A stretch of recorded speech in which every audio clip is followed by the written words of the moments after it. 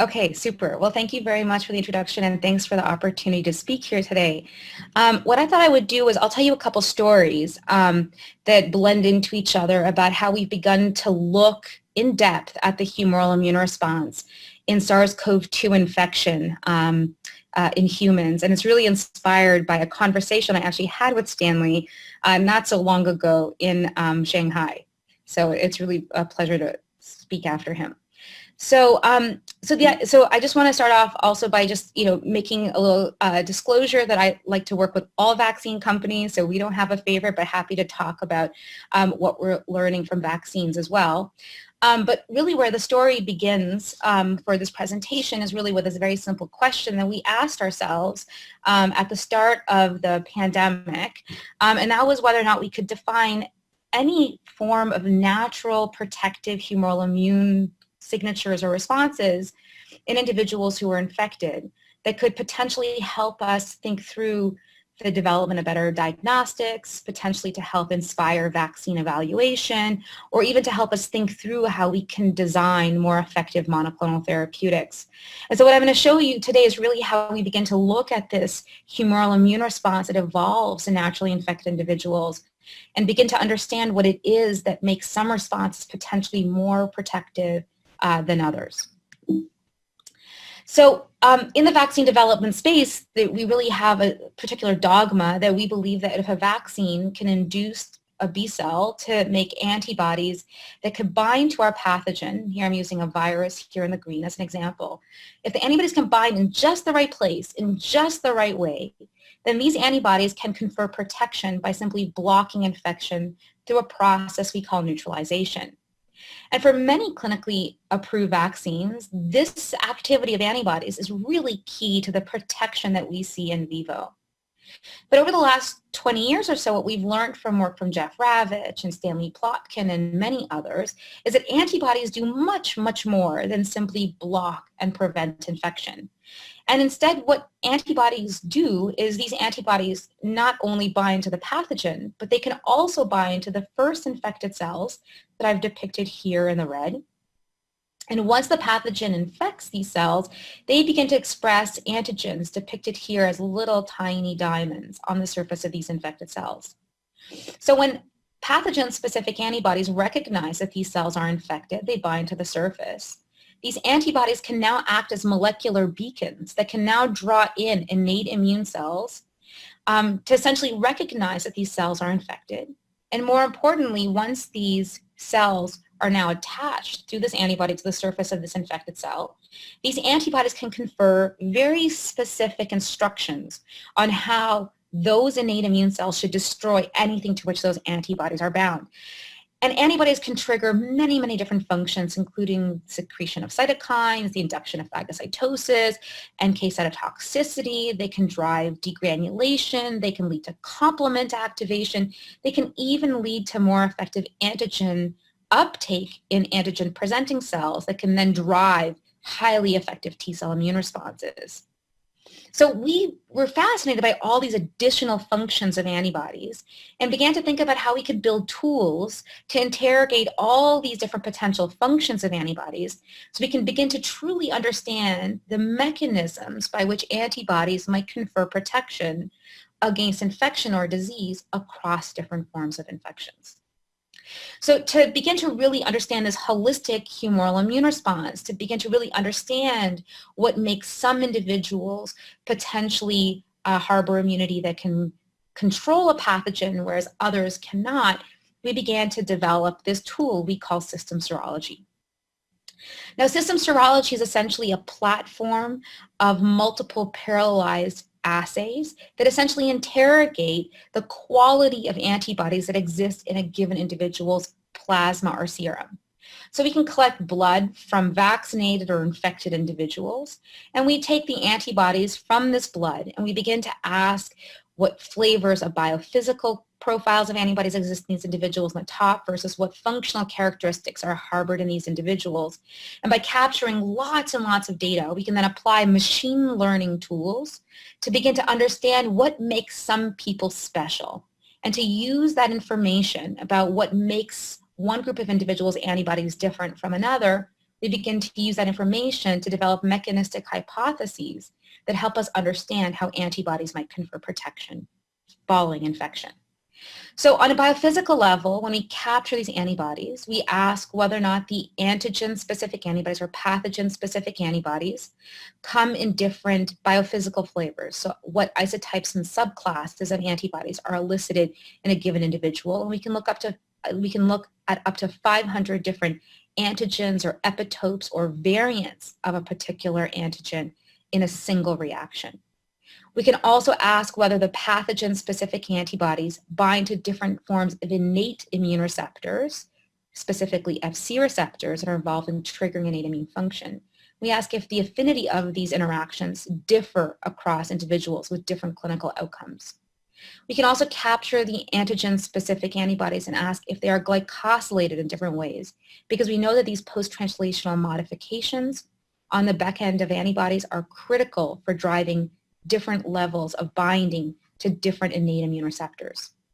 In parallel, on the functional side, we ask if the pathogen-specific antibodies can fix complement, activate neutrophils, macrophages, monocytes, NK cells, eosinophils, if they load up antigen-presenting cells with antigens, if they trap more antigen in germinal centers through follicular dendritic cells.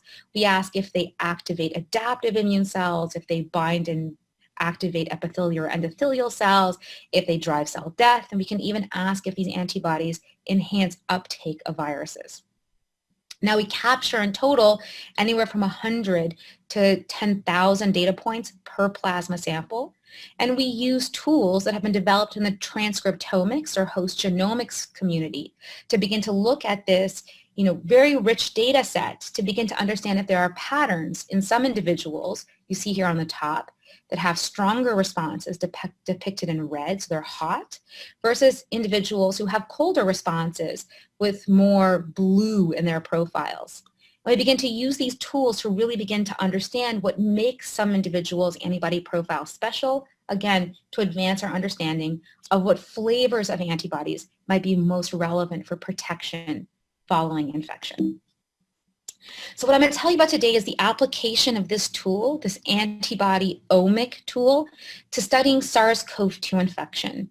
And the story I'm going to tell you is first, in the first part, really looking at individuals who are caught very early in infection and to ask the very simple question, can we find that there are different antibody profiles in individuals who are going to go on to pass away or to convalesce from disease? In the second part of the presentation, what I'm going to do is I'm also going to tell you about how we then looked further on following that early time point and began to note that there are these different evolutionary trajectories in these humoral immune responses, pointing to mechanisms that might be more relevant for the control and containment of this virus so that individuals can convalesce. So in the first project, or the first story I'm going to tell you about, is really a story that began in February. So at the time when the pandemic was really landing in the U.S., I partnered with a friend out at Harborview Hospital in University of Washington, Helen Chu, who had begun to collect samples from individuals that were coming into hospital with SARS-CoV-2 infection. What she did was to collect samples from individuals at the time of hospital admission, so when they were PCR positive at that first visit. She collected the blood samples from 24 individuals and sent them to us in Boston. We were blinded. We didn't know the clinical outcome of these patients, but what we did know is they were all infected with the virus. And what Helen did is during sort of the maintenance or monitoring of these patients, helping them through their early infection, she began to collect information about these individuals and noted whether or not they went on to convalesce and ultimately were released from the hospital, or whether they ended up, unfortunately, passing away. And this is how we then analyze the data to basically ask, are there different profiles very early on that could predict whether someone was going to go on to convalesce or pass away. So the first thing we noted when we unblinded the data, we collected over 100 data points per sample. And once Helen unblinded us, we grouped the individuals into the 12 individuals who convalesced and the other individuals that went on to pass away. And we profiled the response across the spike antigen on the surface of the virus, the tiny little segment of the spike antigen called the receptor binding domain, which is the component of the spike antigen that's involved in attachment to the ACE2 receptor in humans, as well as to an internal antigen called nucleocapsid, which is not necessarily all that relevant for antibody-mediated protection from infection, but is highly abundant and to which antibodies are clearly detectable very early on in infection. When we unblinded the data and we plotted it and looked at just total IgG1 levels, so our most abundant antibody subclass in the blood, what we found was that we really could not discriminate which individuals were going to go on to survive infection in the blue or pass away here in the brown. And you can see the profiles for each of these antigens were really almost identical across the two patient populations. So what this told us is that the level of antibody early on in infection could not predict if someone was going to go on to survive infection. So the question was, if it's not that the total amount of antibody is predictive, could we find any other features of the humoral immune response that could help us understand whether or not the humoral immune response is contributing or shaping the trajectory of later disease? So what I'm showing you here now is some of the larger data sets that we collected. And the way to look at these particular graphs is to essentially look at the size of each of these pies or pie slices of the overall pie charts. So what I'm showing you here are pie slices all against the nucleocapsid protein from individuals who are deceased or that went on to convalesce. And again, remembering that these responses are captured really 5 to 10 days following symptom onset, so very early on in the infection with SARS-CoV-2. The color of the pie slice represents the type of feature that was analyzed. So in the bluey purples, we have antibodies, the ability of SARS-CoV-2 antibodies to interact with Fc receptors, so the receptors that are involved in triggering innate immune function. And on the yellowish orange side, we have features that are involved in essentially driving different kinds of functions, including on the top here, NK cell activating functions, complement deposition, neutrophil phagocytosis, or monocyte phagocytosis on the bottom. And hopefully what you can see just by looking at these pie charts here on the top in the deceased individuals versus the convalescent individuals, now looking only at the nucleocapsid response, which is not really all that important in driving antibody-mediated protection because it's inside the virus. But hopefully what you can see is that this pie is much bigger than the pie that we see in the convalescent. So it looks like, for reasons that are not completely clear, people who go on to pass away very early on make a broad and really functional response to the nucleocapsid antigen, whereas people who convalesce don't seem to target the nucleocapsid as aggressively. Now, I'm going to show you what this looks like for the spike antigen. So looking at the pie charts for the spike antigen, the spike which is on the outside of the virus and a critical target for antibodies that are able to neutralize or bind or potentially protect from infection, hopefully what you can see here is that the pie charts are very different. Their shapes are really quite distinct. Here on the left side, what you can hopefully see is that the pie chart in the individuals who recover or who convalesce is bigger than the pie in the deceased individuals. And interestingly, the size of the leaves really seem to differ depending on the features that we look at. So for example, in the individuals who convalesce, they make very strong IgG1 responses, IgA responses, and IgM responses to the spike. They also make a very interesting trifecta of complement, neutrophil, and monocyte phagocytic antibodies, a really strong difference to what we see here in the deceased individuals. Conversely, the individuals who go on to pass away early on make very robust NK cell activating antibodies to the spike, suggesting that depending on the type of function one elicits, that might lead to different kinds of clinical outcomes. So what this told us for the first time is even though the titer of the antibody, the IgG1 level, could not predict early on who was going to go on and survive or who was going to pass away, What was clear was that these individuals were leveraging their spike and nucleocapsid response in very different ways. And when they were driving these different kinds of functions, they were also selecting very specific activities that these antibodies were utilizing theoretically to control and potentially limit that early viral insult. Now, we were fascinated by the fact that we saw these beautiful multivariate profiles of antibodies popping up that seemed to discriminate the two groups. So we asked, could we find a minimal signature of antibodies that could discriminate who was going to go on to pass away or survive SARS-CoV-2 infection within that very first 10 days following symptom onset? And what we found using multivariate tools was very clearly you could discriminate who was going to go on to convalesce in the blue versus who was going to go on to pass away in the brown. And interestingly, we only needed 5 of a total of 100 features that we collected on the SARS-CoV-2 antibody profile to drive this discrimination between the two patient populations. And interestingly, if you look at which features were the most discriminating across the two groups, it included spike here in the blue, specific IgMs and IgAs that were highly enriched here in the blue in the convalescent individuals, and all nucleocapsid features that were enriched in individuals who went on to pass away. And this was nucleocapsid specific complement activation, IgM levels, and IgAs, again showing us that this difference in nucleocapsid versus spike-specific immunity early on was really critical in shaping the direction of the disease course. So what this got us thinking is that an early spike-specific response is good, and an early nucleocapsid-specific response may not be so good.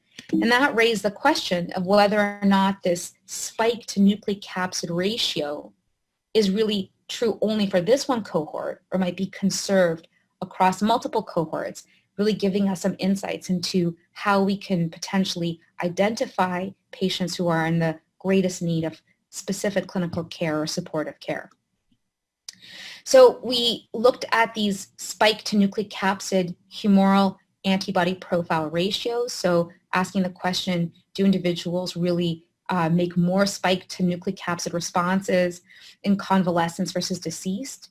And when we look at the ratio across all the different features that we analyze, what you can see here in this original Seattle cohort, we have very clear discrimination that the individuals who go on to survive really do make higher levels of isotypes and subclasses and functions and Fc receptor binding antibodies to the spike, preferentially compared to the nucleocapsid if they go on to survive infection. And interestingly, we went into a second cohort from Boston that we captured later on in March. We found is the same dichotomy where individuals who went on to convalesce in the Boston cohort did a very similar thing where you could tell within the first 2 weeks following symptom onset who was going to go on to convalesce simply by looking at whether or not they were aggressively targeting spike over the nucleocapsid. So that was really quite interesting in seeing that this was a uniform profile, but the question we really wanted to ask ourselves was, well, what is it about this spike versus nucleocapsid preference that allows individuals to somehow overcome infection? What makes those responses so different? So we began to think to ourselves, looking at a second cohort, that maybe by looking at these individuals over time, we can learn what it is that allows these individuals who target spike preferentially to make responses that they're able to mechanistically control the viral infection.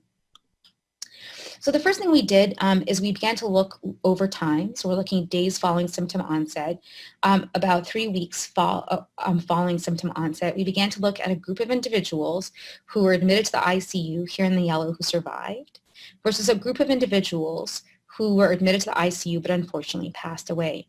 And we looked at their spike total antibody IgG response on the left and compared that to the nucleocapsid response, the same individuals here on the right.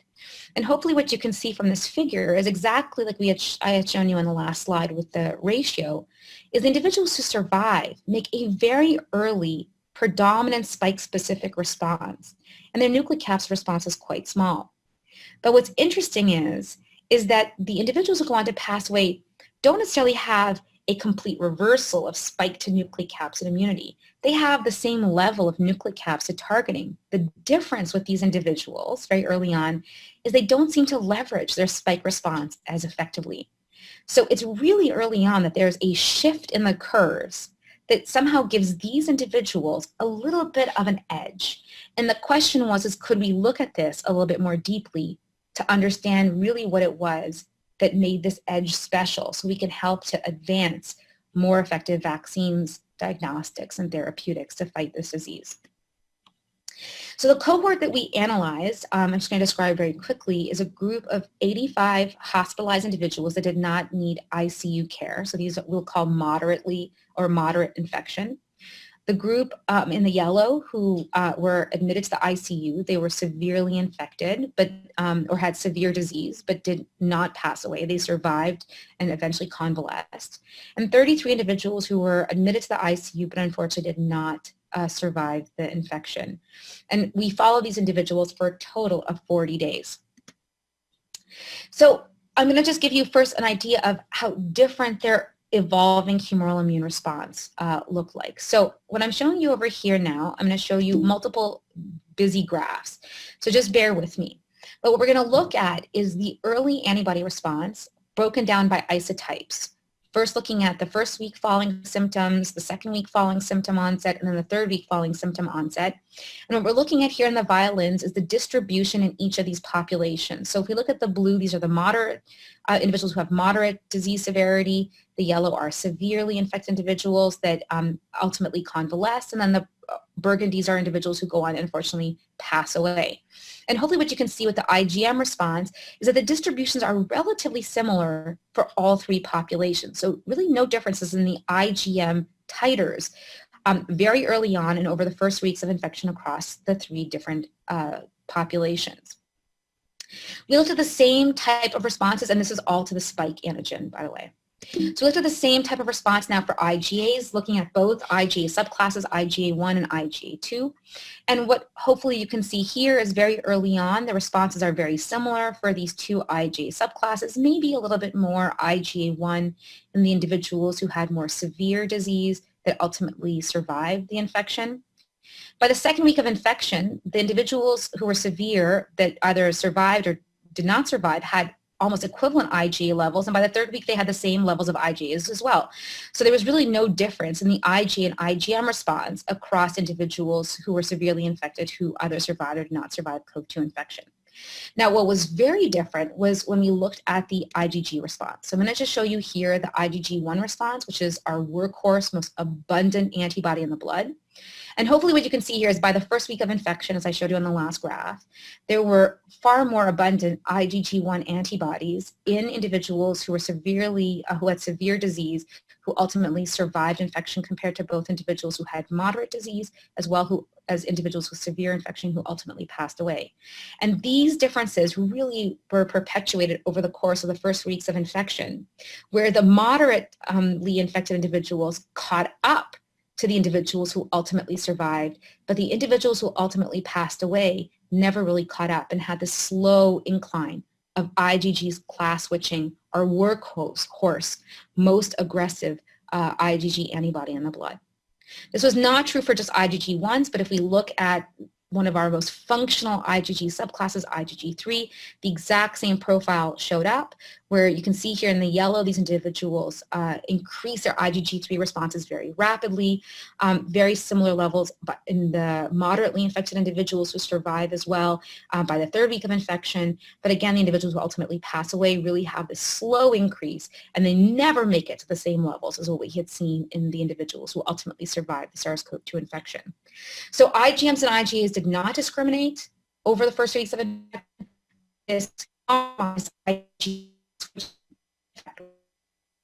Across the individuals who ultimately passed away.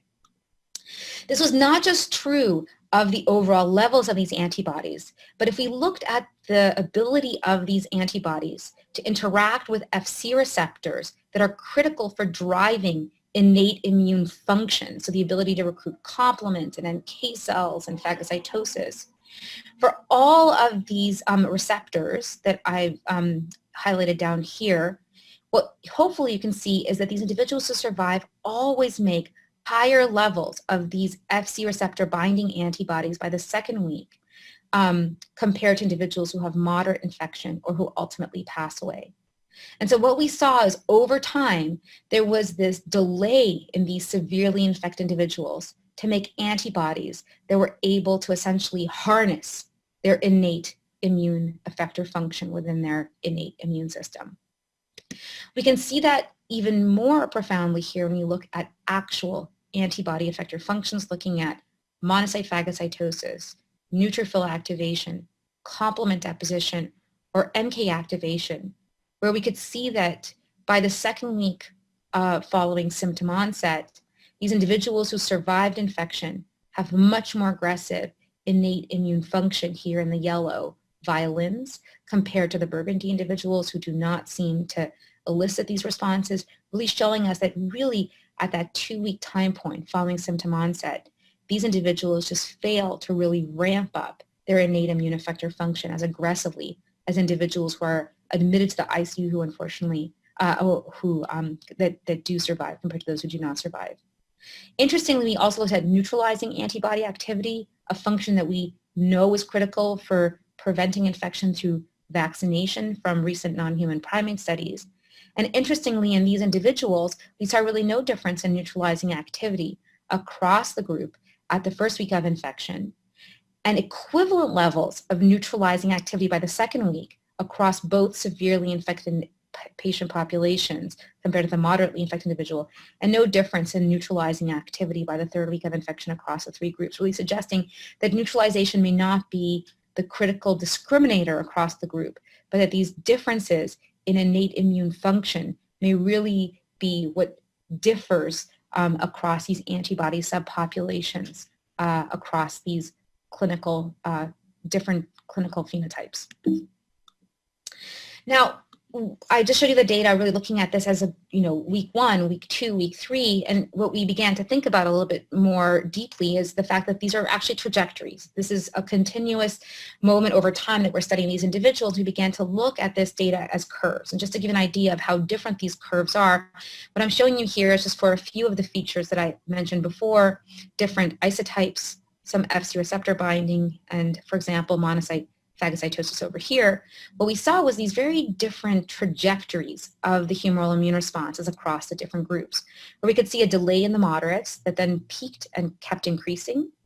In the severes, where we see this early peak that basically just perpetuated, whereas in the individuals who went on to pass away, unfortunately, we saw a little bit of a delay in that ramp up.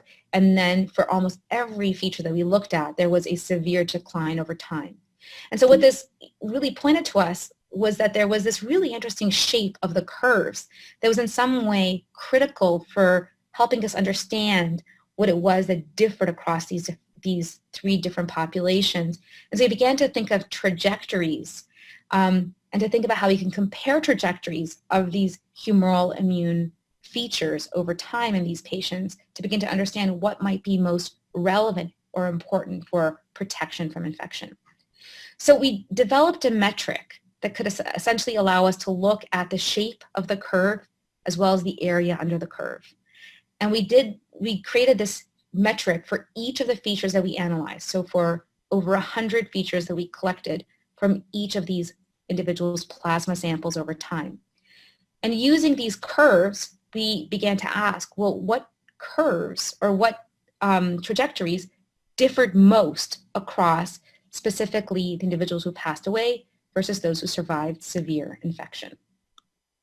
So what I'm showing you over here on the left side is the ranking of the most different trajectories ranked here on the left side versus those that ended up being very similar across the two groups. And I'm just showing the top 20 features. We don't have to look at the entire tail, but just taking a look at all these features that were above this black line, which is basically no difference between the two different groups. And hopefully what you can see is that there is a group of features that clearly differ among the individuals who survived or did not survive infection.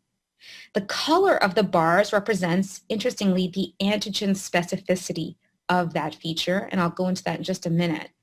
But interestingly, if we just look at which features differed the most across the groups, what you can hopefully notice here is that the first 5 features are all associated with differences of COV2 specific antibody binding to Fc receptors. So the ability to interact with innate immune receptors was strikingly different across the 2 groups. Interestingly, if you look at which particular antigen-specific antibody Fc binding features were most different, the top 2 features over here on the left are this kind of minty green color that relate to differences in S2 specific antibodies. S2 is a section of the spike domain, a very interesting one that I'll get into in just a minute. But interestingly, this S2 popped up as really being different across the 2 different groups. The following were S1 specific features that also differed largely in their ability to bind to different Fc receptors. Now, I just want to show you how different these trajectories really are, just to get a feeling for how this metric was picking up these differences. But here for those top 2 features that are related to binding to the S2 domain of the SARS-CoV-2 spike antigen, you can see here that the survivors have these responses really like just a few days after symptom onset. So they are making these responses almost instantaneously following infection. And these responses come up and they persist at very high levels, and they continue to bind very aggressively to different types of innate immune receptors. Interestingly, here's a different shape where we can see these responses did not pre-exist, but they ramped up really quickly in the people who survived versus those who did not survive. And interestingly, for the S1, which is a different segment of the spike protein, these responses tended to come up later, but they did accumulate and accrue in a different way in the survivors in the yellow compared to the individuals who did not survive. So we got really interested in these differences between the antigens. And so what I'm going to show you now, I hope is not going to be terribly overwhelming, but it's just showing you the large data set that we collected for these different antigen-specific targets across individuals who survived versus those who did not survive infection. And what I'm showing you over here is all the responses to the S1 unit of the spike antigen, to the full spike antigen, to the nucleocapsid, to the receptor binding domain, to the S1 trimer, or to the S2 antigen that we got excited about. And the only point I want to make here, hopefully you can see, is that there are really different trajectories of the humoral immune response across all these different antigens. Just to zoom in a little bit, here's just looking at the total IgG1 response, so the workhorse, most abundant antibody in our blood. And as I had shown you earlier on, the S-specific IgG1 response was elevated really just days from symptoms in individuals who survived versus those who did not. No difference in nucleocapsid, no difference in receptor binding domain, no difference in S1 trimer, but then for the S2, that one domain in the spike antigen, these individuals had those responses on board almost at the time of symptom onset. So this was really quite striking and wild. Just to look at the response to a couple more of the features that we picked up, just looking at the Fc receptor binding profiles against these similar antigen specificities. Hopefully what you can see here, when you look at the full spike antigen, you can see here that where the IgG1 to spike was up early, the Fc receptor binding profiles to this full spike antigen really seem to evolve over time with respect to binding to FCR. So this is really a de novo response that seems to accelerate and evolve more effectively in individuals who end up convalescing. There are differences, no difference in IgG1 to nucleocapsid, but you see that these nucleocapsid functions do increase more effectively in the individuals who survive. Same for receptor binding domain. The S1 trimer, which is a different component of the spike, you can see these responses really evolve much later and they end up being more functional over time. But these S2 specific responses are just different. They are there for many of these binding proteins very early on, earlier than most of the other antigen specificity, suggesting that there's something special about this S2 that comes up early, whereas everything else seems to come up a little later on. So what is this S2 and why is this so special was the question that really came about. So what I'm showing you over here is the sequence conservation on S2. So first, if we look at the spike antigen here on the top, this is, let's say, the entire sequence of the spike. And so we're just looking at all the amino acids across the spike antigen. And it can be divided into 2 segments, the S1 domain over here, which is a shorter segment of the spike antigen, and then a longer segment of the antigen called S2, which is shown here on the right side of the graph. And what I've borrowed from this particular fascinating manuscript is the conservation of the sequence for S1 and S2 across 44 other bat viruses that also included a number of common coronaviruses that circulate in humans, including some of the more lethal coronaviruses, but also some that cause more innocuous cold-like symptoms. And the interesting phenomenon that I just want to point out here is that if we look at the S1 antigen, there's not a lot of conservation across most coronaviruses for the S1 domain. But if you look over here on the right side, where we're looking at the S2, it's highly conserved across all of these different coronaviruses that we're looking at in the bats as well as in humans. So what this suggested potentially from this early deep antibody profiling is that maybe these individuals who get severe infection, these individuals who seem to ramp up these responses very, very rapidly following acute infection, may be drawing on previous immunity to the S2 that they may have seen before in the past from other coronaviruses. And that drawing on these particular immune responses very early on with this functional activity might in some way provide a path to protection against SARS-CoV-2, but maybe might point to opportunities to drive more effective cross-CoV immunity. So with that, I want to leave you with a few conclusions just to give you a feeling that by looking at these immune profiles very early on in infection, we can see that there are truly distinct antibody profiles that can discriminate individuals who go on to pass away or survive infection. So really very simple ways to detect and help to manage those coming in with severe infection and really help us understand which individuals might need more supportive and aggressive care.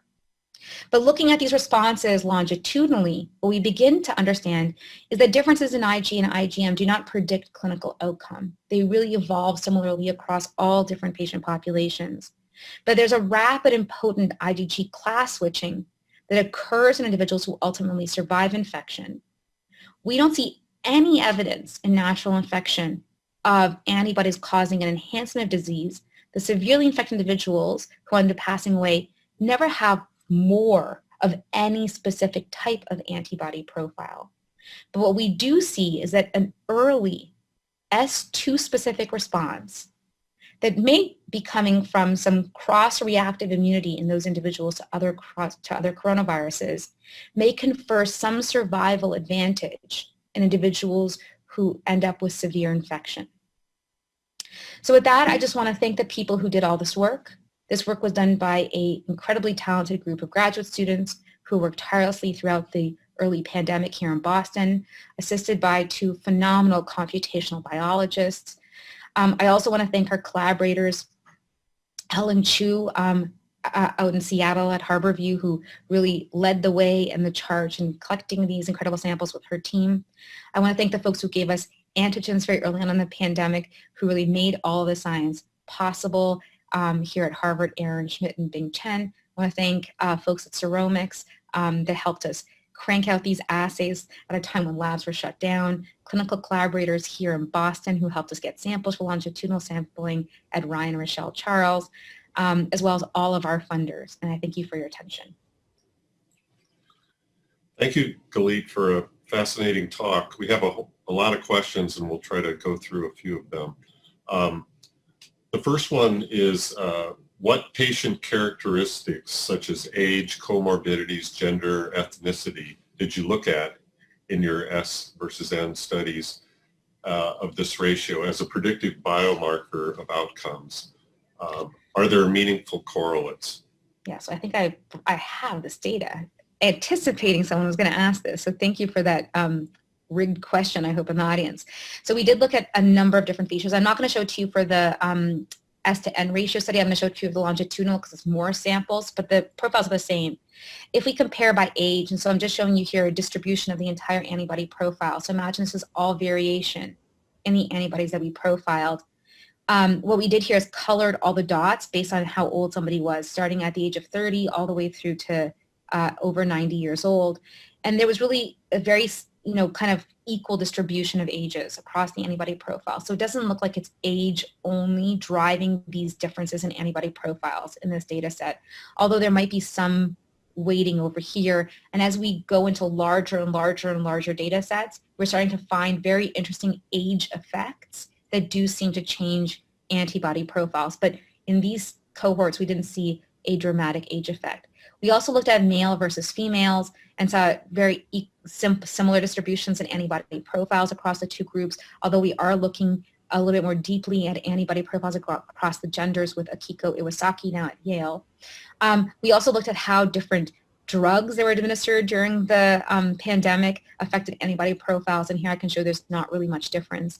And ethnicity is on the radar, but we don't know yet. So overall, our demographics didn't give us a clear picture. There's any one particular demographic feature that was skewing these responses, but I think that we're still in small numbers with only 200 individuals in this cohort. I still think we're underpowered to really see exactly how these different demographic features could be skewing humoral immunity, and that is something that's on the radar.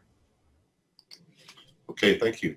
Another question, did the individuals with more antibodies show more tissue damage at autopsy than individuals with more anti-spike antibody? Anything that's tissue specific from post-mortem studies? Yeah, so that's an excellent question. So we were not able to look at autopsies in those subjects because those were out in Seattle, but subsequent we have looked at samples for which pathology was available. And what's really fascinating from these studies looking at these individuals who are passing away who clearly have higher levels of N-specific antibody profiles or function is that we see a whole lot of, it looks like complement-mediated destruction. So what I do wonder is, the people who are hitting spike early, they're getting better control of the virus, potentially not driving a ton of nucleic capsid activity, or they might not have as much antigen in the lung at a given time. Whereas the individuals who have these nucleic capsid enriched responses might be seeing virus that's basically falling apart. They make immune complexes, tons of immune complexes on nucleic capsid, and those immune complexes really are not, stopping infection. They're not really limiting the virus, but what those nucleic capsid immune complexes are doing is driving this non-specific inflammation and potentially contributing to some of these RDS phenotypes or cytokine storm phenotypes. And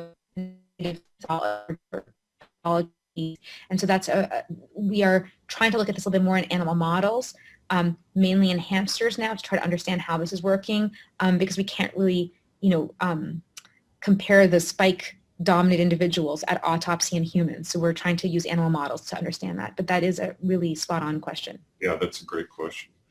I hope we learn more about that. How do you explain the relatively low IgG responses of individuals with moderate infection? Yeah, so I think that they just have less viral burden, less antigen in the system. So I think that, we're talking about antigen load, right? So antigen load clearly has an intimate relationship with magnitude of immune response, right? And so if you have, two severely ill populations, they probably have relatively similar pathogen in their system, and we can see that because they make very equivalent Ig and IgM responses very early on, right? They're kind of going together with their Ig and IgMs. The difference between the people who survive versus those who pass away is they don't switch their IgGs as fast. The moderates, on the other hand, right, they start off probably with way lower antigen in the system. I shouldn't say way, but they have less antigen in the system or less virus in the system than the severes. But what they are able to do, these moderate individuals, even though they do have lower levels of antigen in the system, is they ramp up these IgG class switch responses very rapidly. And that then gives them this convalescent, probably longer-lived protection, hopefully from reinfection. But they don't need it as aggressively early on, so they just ramp it up a little slowly, but they do then hit the same levels as we see in the severes who end up convalescing. So I think that's why they don't need the response right up front. They just need it to kick in to help them get over that last hurdle of clearing the virus from the system. Mm-hmm. Okay. Another question, are you now working to apply these findings as a prognostic test, either for a general hospital setting or to aid in vaccine and diagnostics development? I'm sure you're interested in that. Yeah, that's a great question. Yes, of course. So we are fortunate here in the Boston area that we aren't seeing that many infections, but we are working with multiple groups around the country and across the globe, trying to understand how this S to N ratio can potentially help assist with early clinical triaging. And so that's something that we've been working on from a very simple perspective of trying to make these, almost like a point of care where you can basically measure how well someone's doing with their S to N response early on. And so that is something that we are doing. The fortunate thing in the vaccine space is that, I shouldn't say fortunate, but I mean, most people chose S. So we have, these really clear response, clearly biased responses towards this protective antigen. Now the question, and where we're trying to assist and support the vaccine development space, is really trying to understand if individuals are leveraging this pre-existing S2 specific immunity, if they can drive robust immunity across the full spike antigen, and if we can try to understand how we can position in the vaccines to essentially elicit the responses and the functions that might be poised to then really deal with the virus in a very rapid and effective manner. So we are trying to apply these observations to both arenas.